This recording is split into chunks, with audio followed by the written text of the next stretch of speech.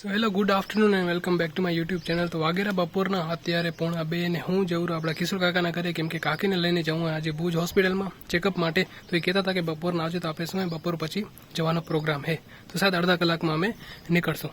બાકી મારા અને કિશોર કાકાના ઘરમાં ને ઘણો ફરક છે, ઘણો અંતર છે. મતલબ અમારું ઘરે જે એ પૂર્વ દિશામાં ને કિશોર કાકાનું ઘરે પશ્ચિમ દિશામાં, તો ડિસ્ટન્સ ઘણું બધું છે. લો પહોંચી આવ્યા કિશોર કાકાના ઘરે. હીરું સામેથી દેખાડું. હા હે જો કાકા તૈયાર હે, ફઈએ તૈયાર હે, હું બી તૈયાર હું. અમે રાહ જોઈ રહ્યા ફુવાની કે ફુવા આવશે ગાડી લઈને, પછી બધા અહીંયાથી નીકળશું. ફુવા આવી ગયા તો અમે લોકો હવે જઈ રહ્યા. બાકી ઘરે ભાઈ હશે હે કાર્તિક. ફાઇનલી આપણે હોસ્પિટલ પહોંચી ગયા. કાકા ગયા વ્હીલચેર લેવા માટે. વ્હીલચેર આવશે એટલે કાકીને બેસાડીને પછી અંદર લઈ જશું. આપણે શું બેસમેન્ટમાં જવું એટલા માટે. બીજું શું ખબર કે ડોક્ટરનો ટાઈમિંગ ખાલી 3 થી 5. જો એ ચૂકી ગયા તો પછી નેક્સ્ટ દિવસ આપણો નંબર લાગે એમ. હવે હમણાં વાગે કંઈક 4 એટલે આપણો નંબર લાગી જશે એવું હે. બંધ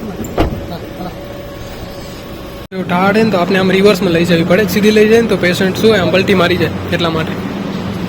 તો કાકીને હાલમાં ડ્રેસિંગ રૂમમાં લઈ ગયા અને કાકા અને ફઈ ઉમાં છે. આપણી જરૂર પડશે તો આપણે જશું. બાકી આપણે અહીંયા બેઠા, ફુવા બી અહીંયા બેઠા. તો ડૉક્ટરની કેબિનમાં જે સામે આ દેખાડી તમને, આ ડૉક્ટર એ રોનક છે ને આપણે એને જ મળવાનું હતું. તો શું ખબર કે પેશન્ટની સાથે 1-2 જણાને જ અંદર અલાઉડ કરે. હવે હું શેનારું આવ્યો હતો કે કદાચ ભાગદોડ થાય, કંઈક લેવું હોય, રિપોર્ટ કરવા હોય કે એટલા માટે હું સાથે આવ્યો હતો કે જરૂર પડે તો એમ.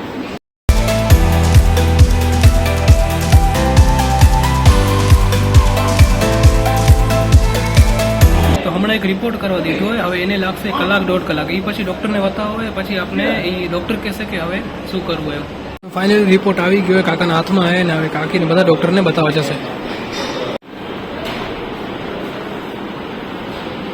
રિપોર્ટને આપણા બધા થઈ ગયા એટલે હવે આપણે પાછા કાકીને લઈ જઈ રહ્યા ગાડી કરી. તો રિપોર્ટ એકદમ નોર્મલ હે, કાંઈ બીવા જેવું નથી, કાંઈ ટેન્શન લેવા જેવું નથી. હવે ફરી પાછું આવું હોય શાયદ 21 કે 22 તારીખના, ત્યારે ચેક કરશું ફરી પાછું. બાકી આ હોસ્પિટલ એક નંબર હે ભાઈ, આની સર્વિસ બી એક નંબર હે હો. પણ ભગવાન કરે કે તમને ક્યારે આવું ના પડે, તમે કદી બીમાર ના પડો.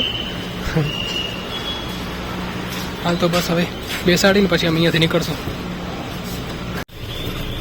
સાડી લે બસ.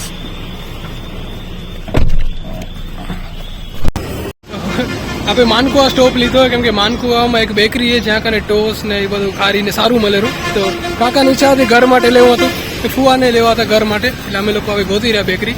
ભૂલી ગયા એકચ્યુઅલી, કાકા કે ઘણા વર્ષો પહેલા આવ્યા હતા. તો આ રહી બેકરી. હવે જો ભાવ લખ્યા ટોસ ને ટોસ ટુકડા ખારી ને ક્રીમ રોલ ને, જોઈ શું મળેલું. ટુકડા ટોસ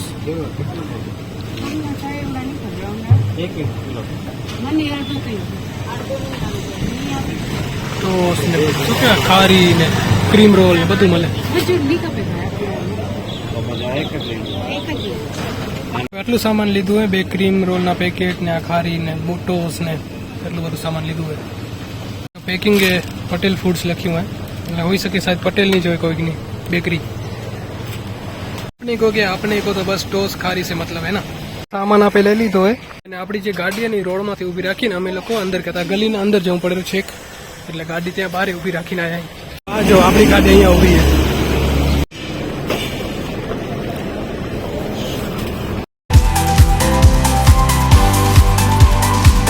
તો આપણે હજી એક સ્ટોપ લીધો હોય માનકવાની આઈસ્ક્રીમ ખાવાનું, જે બહુ ફેમસ છે.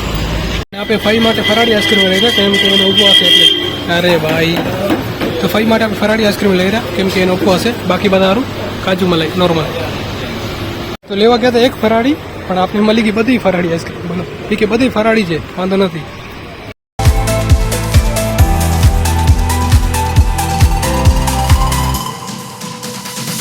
આપણે ત્રીજો સ્ટોપ લેવો પડ્યો કેમ કે ગાડીમાં ગેસ ખતમ થઈ ગયો હોય ને ગેસ ભરાવા ને અડધો કલાક લાગો આપણે અહીંયા આવવામાં. એકચ્યુઅલી લાઈને એ ગાયગા જારી કેમ કે એ બોનેટવાળા બધા ગાડી બધી બોનેટવાળી છે. બોનેટ અંદર સીએનજી ભરાય ને આપણે શું સાઈડમાં ભરાય, જેમ હું ગાડીમાં ભરાયું. ફાઇનલી અમે લોકો ઘરે પહોંચી ગયા. હવે કાકી કરે આરામ ને મને લેવા આવ્યો હોય દીપ. હવે અમે જઈ રહ્યા ઘર બાજુ, મતલબ સ્ટેશને જશું, પછી હું ઘરે જઈશ.